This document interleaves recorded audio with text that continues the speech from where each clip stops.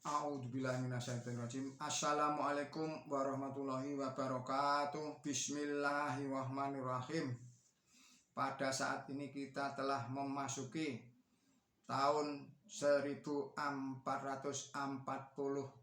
Hijriah. Artinya kita sudah memasuki atau sudah menjalani abad ke-15 Hijriah.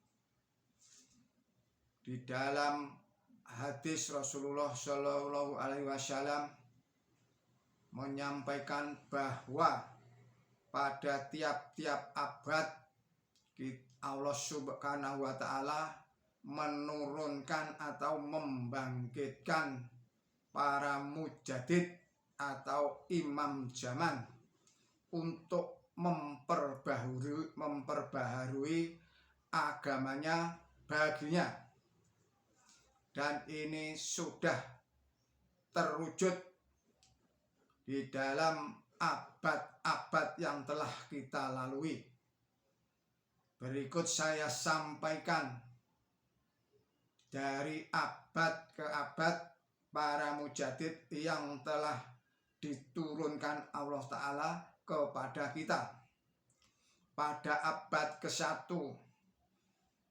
muncul yang namanya Umar bin Abdul Aziz. Ini pada tahun 61 sampai dengan tahun 101 Hijriah. Tasdidnya adalah memerintahkan penulisan atau kodifikasi hadis Nabi Muhammad Shallallahu Alaihi Wasallam. Yang kedua, abad kedua adalah Imam Syafi'i, hidup pada tahun 150 hingga 204 Hijriah. Dan Imam Hambali pada tahun 164 sampai dengan tahun 241 Hijriah. Tasdidnya adalah di bidang hukum. Imam Syafi'i menerbitkan kitab yang sangat terkenal, yaitu kitab Ar-Risalah dan Al-Um. Sedangkan Imam Hambali menerbitkan kitab yang namanya Kitabus Shalah dan Al-Musnad. Kemudian abad ketiga adalah Imam Abu Syarah tahun 260 sampai tahun 324 Hijriah. Dan Imam Abu Hasan Asy'ari. Yang keempat, yaitu abad keempat, mujadid yang diutus oleh Allah Subhanahu wa Ta'ala adalah Abu Ubaidillah An-Naisaburi dan Abu Bakar Al-Baqilani, hidup pada tahun 330 sampai dengan tahun 408 Hijriah. Tasdidnya di bidang akidah dan teori atom.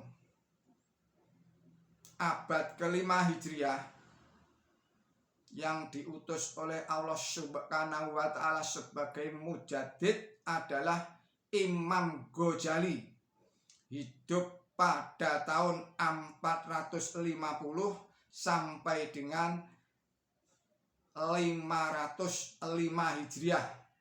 Tasdidnya di bidang tasawuf dan menentang filsafat Yunani. Karyanya yang terkenal adalah kitab Ihya Ulumuddin dan Tahfalul Falasifah. Kemudian abad ke-6 adalah Syekh Abdul Qadir Al-Jailani yang hidup pada tahun 470 hingga 561 Hijriah. Pada abad ke-7 Allah mengutus seorang mujadid bernama Ibnu Taimiyah yang hidup pada tahun 661 hingga tahun 728 Hijriah, dan Khawaja Maiduddin Chisti yang tasdidnya adalah memberantas bid'ah, khurafat, dan penyembahan kubur dan lain-lain. Yang kedelapan adalah Ibnu Hajar Asqalani, abad ke-7 yang hidup pada tahun 773 hingga tahun 852 Hijriah. Karyanya berupa kitab Fathul Bari dan Bulughul Maram. Kemudian abad ke-9 yang diutus adalah Sayyid Muhammad, saya ulangi lagi, Sayyid Muhammad Junfuri. Sedangkan abad ke-10 yang diutus oleh Allah Subhanahu wa Ta'ala sebagai mujaddid adalah Imam Asy-Syafi'i yang hidup pada tahun 849 hingga 911 Hijriah. Karyanya yang terkenal adalah Al-Itqan dan Ad-Darul Mansur. Kemudian abad ke-11 yang diutus oleh Allah Subhanahu wa Ta'ala sebagai mujaddid abad ke-11 adalah Sayyid Ahmad Sirhin Al-Fisani atau mujaddid milenium kedua yang hidup pada tahun 971 hingga tahun 1034 Hijriah. Yang ke-12 yang diutus pada abad ke-12 adalah Syekh Waliullah Ad-Dahlawi yang hidup pada tahun 1114 hingga 1176 Hijriah. Tasdidnya adalah bidang tasawuf, filsafat, politik dasar negara Pakistan yang dipeloporinya. Kemudian abad ke-13 yang diutus oleh Allah Subhanahu wa Ta'ala menjadi mujaddid abad ke-13 adalah Sayyid Ahmad Barelvi, hidup pada tahun 1201 hingga 1246 Hijriah. Yang kemudian abad ke-14 yang diutus untuk menjadi atau mujaddid abad ke-14 Hijriah adalah Hazrat Mirza Ghulam Ahmad Al-Qadiani yang hidup pada tahun 1250 sampai dengan 1324 Hijriah. Tasdidnya adalah melawan Dajjal, Ya'juj dan Ma'juj, serta mematahkan salib dan membunuh babi. Karyanya yang sangat terkenal adalah sebuah kitab Barahini Ahmadiyah yang terdiri dari 4 jilid besar dan 80 buku yang lainnya. Kemudian sekarang ini kita telah memasuki abad ke-15 Hijriah.